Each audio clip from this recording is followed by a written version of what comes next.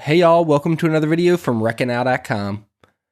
Today's video isn't exactly a wild game video, but for any of you meat eaters out there with a large family, it's a great trick to add beef tenderloin to the menu without breaking the bank. I'm going to show you how to break down and vacuum seal a beef tenderloin for multiple meals. You can pick up a whole tenderloin at your local grocer, and Walmart even stocks them.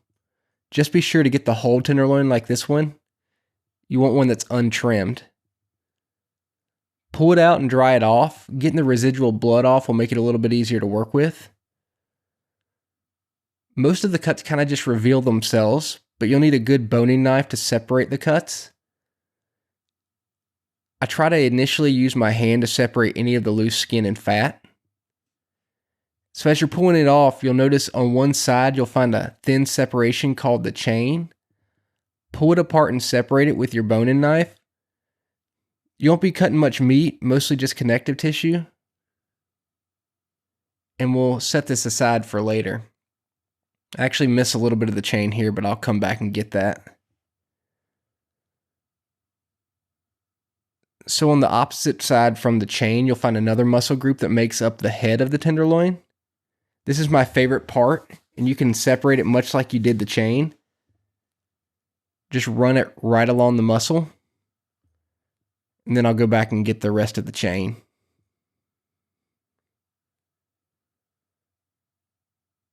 What you're left with is a tenderloin you may be accustomed to seeing trimmed at the store. We're going to want to remove all the silver skin we can because it doesn't render out. This is where that good flexible boning knife comes in handy. Just slide it under the silver skin and run the knife with the blade slightly angled up to trim the skin off.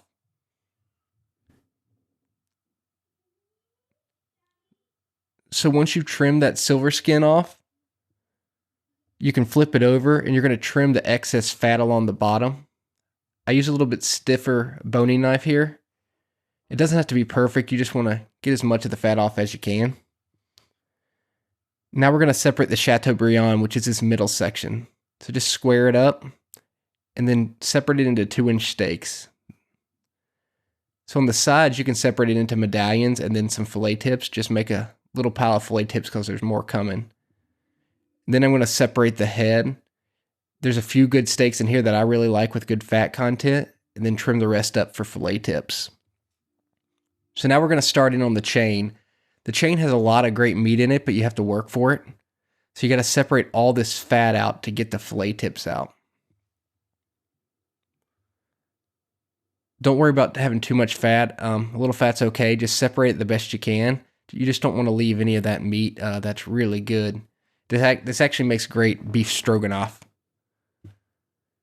So I usually set a few steaks out for that night, and then I will vacuum seal the rest into family size packages.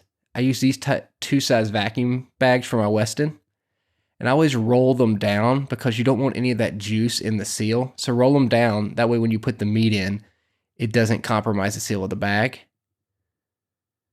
And then you can just, again, make family-sized portions. You want as much air out of the bag as you can. And then this is a Weston vacuum sealer. I use this for everything. It's a great little tool. So I'm making another bag here, and I'll just seal them all up. And then once I have them all sealed, I just throw them in the freezer. They make for really good, grab-and-go meals. You just have to thaw them out a little beforehand, and then I'll reverse sear them in the oven. And that's a great way to get the family some filet mignon.